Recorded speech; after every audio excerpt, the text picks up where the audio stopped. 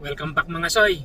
Pag-uusapan natin ngayon mga soy yung paano nga ba i-renew online yung NBI clearance. Ayan. So yung akin mga soy, ni-renew ko siya noong August 25. So pasok lang kayo sa NBI website. Tapos login nyo lang yung account nyo. So click nyo lang yung apply for application.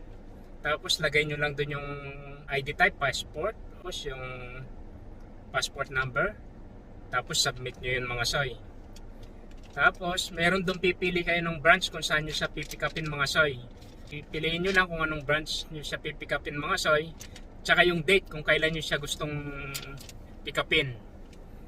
Tapos nandun na rin sa bandang right side niya mga soy yung paano mo siya gustong bayaran. Yung sa akin by card ko siya binayaran mga soy kaya mabilis lang. Ayan. So mabilis lang kapag mga card kasi, di ba? Minsan kasi mayroong mga walang card so cash lang. So yun pwede siya by card mga soy. Pipili ka anong klaseng gusto mong bayad, kung by bank card or kung may mga option doon. Piliin nyo lang mga soy.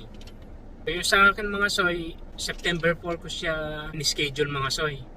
Ang nakalagay kasi sa appointment ko mga soy is for pick up. Pagpunta ko ng September 4, is kukunin ko na lang yung NBI ko, yung NBI clearance. Ngayon pala mga soy, pagpunta ko ng September 4, magpi-fingerprint ulit at saka i-update yung picture.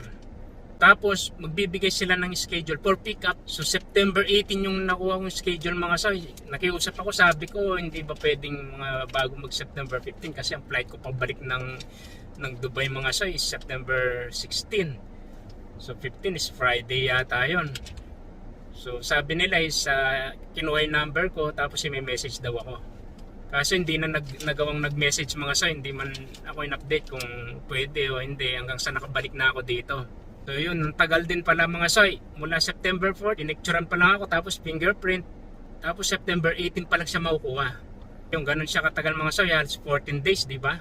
So ang ginawa ko na lang mga soy, gumawa ako ng sulat, authorization letter, para merong ibang kukuha. Pwede naman yon.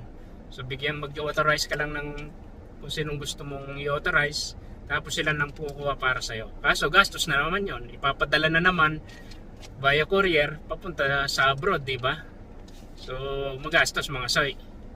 So yun mga soy, kapag nabayaran mo na via online mga soy, may lalabas na reference doon. So screenshot nyo lang yun para sure na may copy kayo.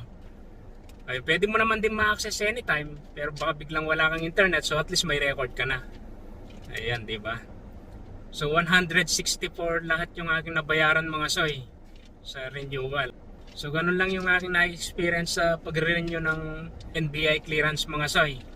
Kaya kung ang bakasyon nyo is maiksi lang, i-manage nyo kung paano or mag-authorize kayo ng tao para pipick up ng inyong NBI clearance, diba? So yun lang mga soy. Dakal salamat, ingat.